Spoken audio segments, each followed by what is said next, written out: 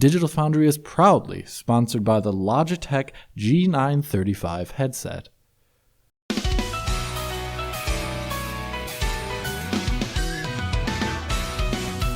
You've asked and we've listened. We took a look at Sonic Team Racing a few weeks ago running on PlayStation 4, but this time we have the Xbox and Switch versions to cover.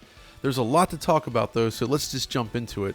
And joining me to discuss it is Richard Ledbetter. Richard? Hey, how you doing, John? How's it all going? Pretty good, pretty good. I think we've both played a decent amount of Sonic Team Racing now on both of these platforms, and there are some interesting things to discover here, I think. Yeah, definitely. So let's get this straight. We've already looked at the PlayStation 4 and the PlayStation 4 Pro versions. Now, if memory serves, this was the code that Sega were offering up pre-release, and Xbox and Switch we only received after the game came out.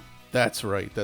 And, well, here they are, and they both differ rather significantly from the PS4 code in some interesting ways. So I guess the first thing to look at is just the look of the game in general, visually. And honestly, all three versions look extremely similar, which is kind of an impressive feat in a sense. Like if you compare the Switch versus the Xbox version, even Xbox One X, they are basically the same. I noticed some additional foliage appearing on Xbox. You know, the LOD draw-in was a little less aggressive, but by and large, all the lighting, the effects, the quality of the models and the track design, everything is here.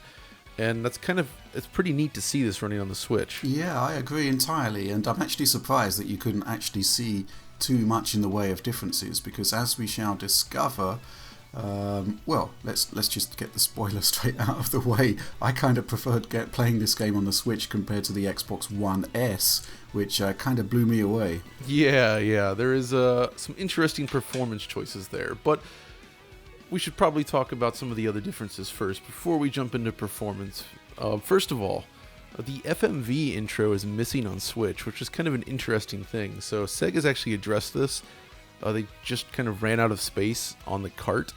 And we've kind of seen this a lot with Switch games, where obviously companies want to keep their games smaller in order to cram more into the smallest possible game card. And I assume that this would have gone over budget on that, requiring them to use a larger card.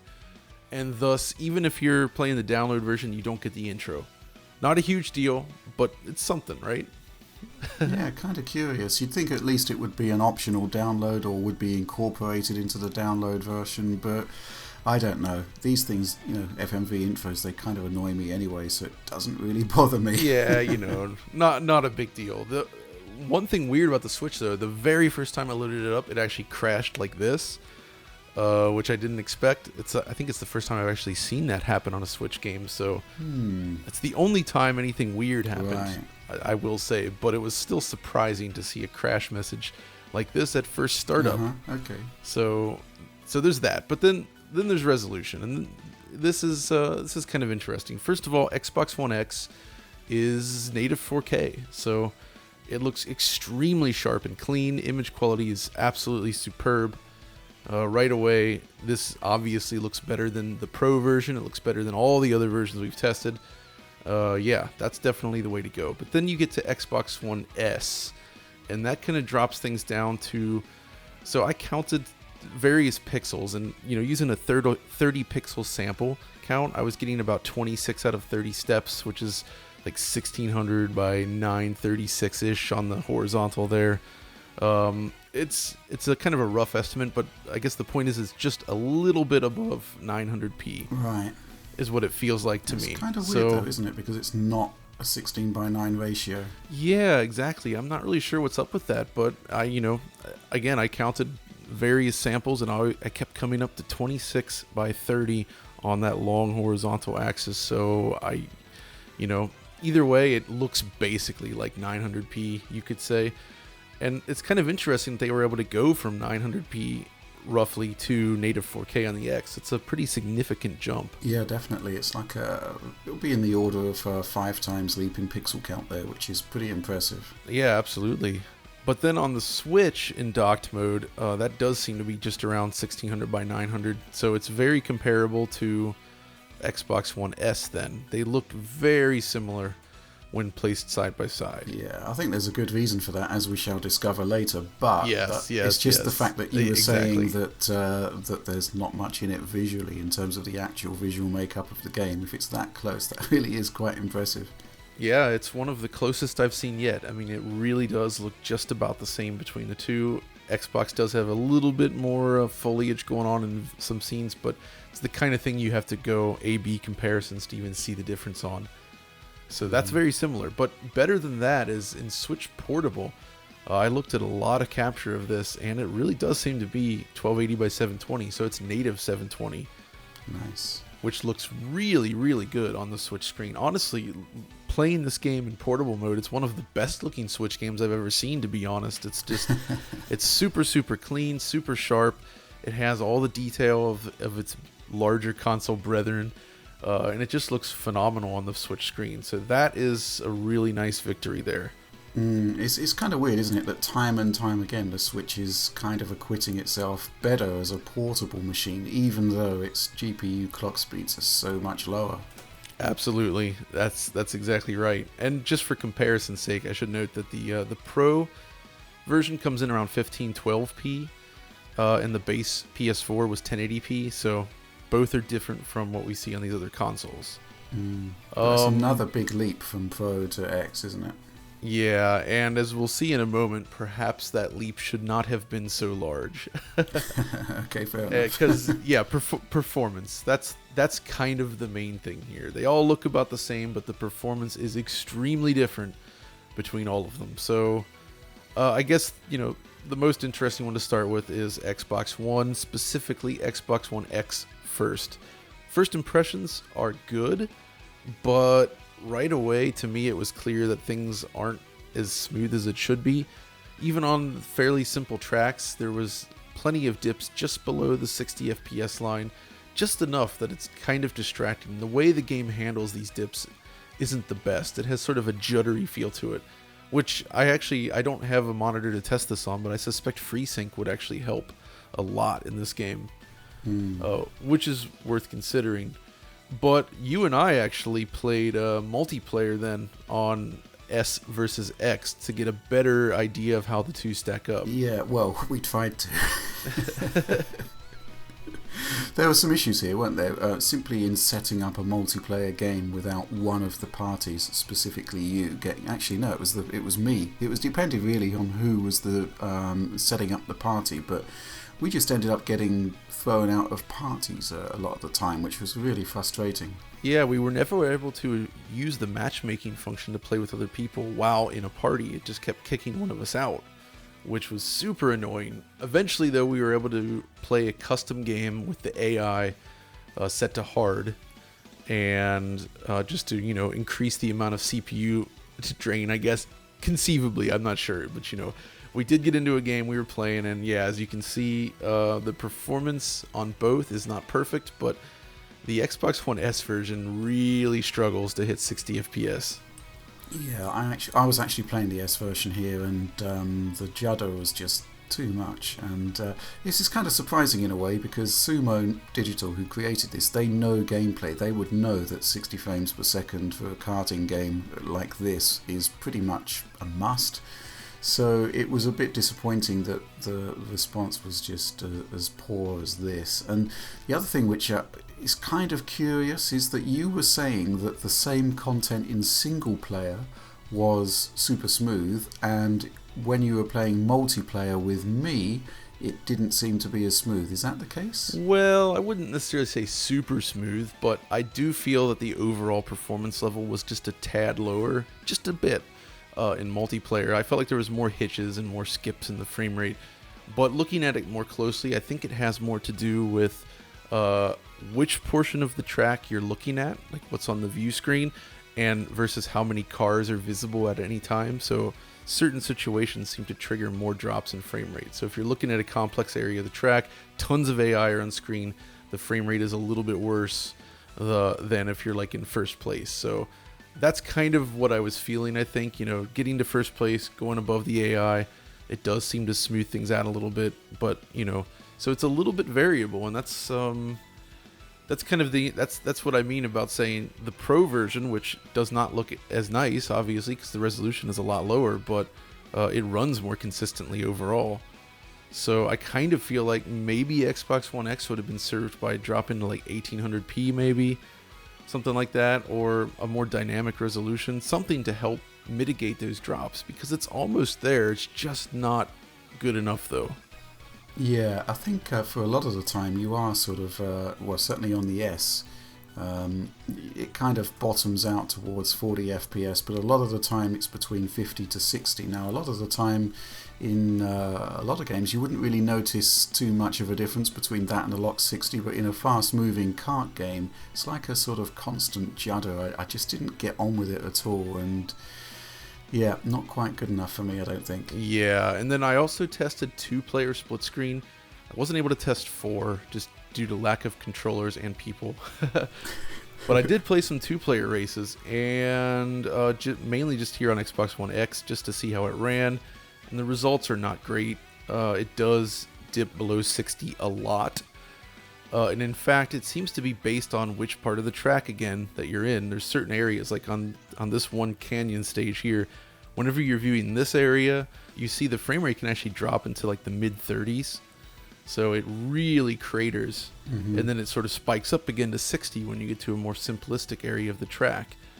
So it is playable, I suppose, but it really doesn't feel great. And I kind of feel like maybe they should have had an option to just cap it at 30 FPS just for split screen mode, and maybe that's what 4-player split screen does. I think that was the case on the PS4 version, actually, but in 4-player, 3 or 4. But in 2, it really isn't great, and I feel like they should have dialed back the visuals or done something to ensure that the frame rate was higher. Right, yeah. We didn't have time to look at the Xbox One S here, but I assume it'd probably be very similar, if not worse. Yeah. Which is, it's a bit disappointing. If you, again, you know, Mario can't set the template here, and it's isn't it pretty much 60? It is. It's 60 in 2-player, and then cut down to 30 for 4 or 3. But the key is, though, is that they adjust the visuals to ensure that 60 FPS is maintained, or the correct frame rate is maintained in each mode. So there are cutbacks when playing in split screen, but it plays better, and that's key. Mm-hmm. The other thing, of course, is that you were talking about specific areas causing frame rate drops, Yes. and that's it's very, very true on the Xbox One S as well. And the thing is, you kind of wish that the content had been authored to run at a consistent frame rate, as opposed to having these heavy areas in specific parts of the track. It's kind of weird. It is, but it's very different on the Switch. So. Yeah. Again, we played multiplayer. With this time, it was docked Switch for you, and I played on the portable Switch. We were able to capture both in real time in the same race. And, well, it's good for the gamer, I guess, but the frame rate graph here is extremely boring because it is 30 frames per second, and that's about it. It's just... Yeah, there are some drops, though, to be fair. I think I noted a low in the sort of mid-20s when docked, but again, it's specific parts of specific tracks. And it kind of is very, very fleeting, but yeah, for the most part, it is 30 frames per second, proper frame persistence. And I'll be honest, John, I went straight from Xbox One S to Switch docked, and I just preferred it on the Switch, even though it was running at a lower frame rate. It was just much more of a consistent experience. You kind of just settle into the refresh there, and it's pretty good. Yeah, I mean, that's kind of a weird thing, but you're absolutely right. The S version is just way too inconsistent. I would still take Xbox One X over this any day. It is better, but yeah, the S version is it's really not good enough in that sense. It's too inconsistent for my taste, which isn't great. But so yeah, I mean, Switch version, it's 30 FPS, pretty consistent on both. Occasional little dips here and there, and weirdly, I noticed a couple 16 millisecond spikes even, just at random. Nothing huge. It's not like bad frame pacing per se, but it's just occasionally something happens there. You get a little blip. So then I also tested split screen in 2-player mode in both docked and portable modes, and So again, this is a case of simpler tracks running better than more complex tracks. So the simple tracks actually seem to hold 30 FPS pretty well, but like this track here in comparison, there are dips below the 30 line that definitely stand out. It's not as smooth as it should be again. It seems like split screen on the Switch is not a great experience because of this. Right. And, it's not like... I wish I had enough controllers to test the 4-player mode, because I'd be curious to see just how low it goes, because the main game is already 30, so there isn't a lot of headroom there to keep the frame rate up. But either way, it's not quite as smooth as I'd like, and the same is true of portable mode. Complex tracks drop the frame rate, as you expect. Driving around the corner, you get a drop. But otherwise, it's relatively similar between the two. And yeah, that's kind of performance in a nutshell. I mean, the game does flat out run best on PS4 Pro. Right. And that's, just due to the lower resolution. I mean, 1512p is just a hair above 1440p, I'd say. Yeah. And, Xbox One X is obviously much sharper, but it doesn't run quite as consistently overall. I assume just due to targeting native 4K there, so maybe not the best choice in terms of just getting the fastest performance. And then, S isn't great, and Switch is 30 FPS, so it's kind of the full range of things. Yeah. But, as you say, Switch portable, 720p, mostly 30 frames per second, and I think the other thing to talk about is it's actually a really good game. And the idea of having that as a portable experience, again, I just love what the Switch is delivering here. But I still feel that there's perhaps an authoring issue on some of these tracks, because some of them just seem to be consistently over budget on not just one platform. So unless they were specifically targeting the PS4, PS4 Pro, for their render budgets there, it's, to leave the other platforms with those dips, not good in my opinion. Yeah, it's definitely a little bit strange. And one other issue, I guess, to quickly mention is the loading times between races. They're kind of long, I would say. Longer than I had hoped. You end up looking at the loading screen for a decent amount of time, which I never great in a racing game. I mean, it doesn't hurt the game too much, I'd say, but it's definitely something I noticed. Right. But on the plus side, the multiplayer seemed to work without issue. Oh yeah, over on the Switch, yeah. Yeah. The Switch version, actually, we had an easier time with the multiplayer than on Xbox, and that's baffling to me that it actually worked as well as it did. So what's the wrap up here? If you were given the choice of playing this on any system, PC apart, you would be going for PS4 Pro, am I right? Yeah, I think I'd have to. Because hitting it's more stable overall. And yeah, so it just feels better to play, despite the fact that it doesn't look quite as nice as Xbox One X. So it's just a trade-off between resolution and frame rate in that case. Yep, and the Switch version 30 frames per second, but I guess if you haven't played it on the other platforms, it's really good. It's a good portable experience. I played a lot of definitely. Sonic Transformed, the previous game, which I was a big fan of, on the Vita. Right. Which was that was a native resolution game on the Vita, and it targeted 30 FPS, but it had plenty of dips. So in that sense, the Switch in portable mode looks basically identical to the console versions, and it runs at a very consistent 30 FPS, so it's a nice jump from the Vita in terms of portable Sonic racing. Well, I'll tell you what, John, I'm kind of happy that we actually found the time to go back to this one, because it's actually a really interesting story here. Yeah, absolutely, but I kind of feel like that's pretty much it, though. It's a good game on all platforms, but each platform has its own weird inconsistencies. So fair enough. It's a strange one, but yeah, I think that's going to wrap it up for now. So thanks for joining me, Rich. Yeah, it's been a pleasure. And if you enjoyed this video, as always, be sure to like and subscribe, ring the notification bell to receive updates from Digital Foundry, and follow us over on Twitter. And until next time, this is John and Rich signing off. Featuring 2.4 GHz wireless, 50mm Pro G audio drivers, and DTS Headphone X 2.0 surround sound technology under the hood, the G935 headset delivers the ultimate wireless audio solution for gamers, whether you're playing on PC, PlayStation 4, Xbox One, Nintendo Switch, or mobile. Order yours today from Logitech G.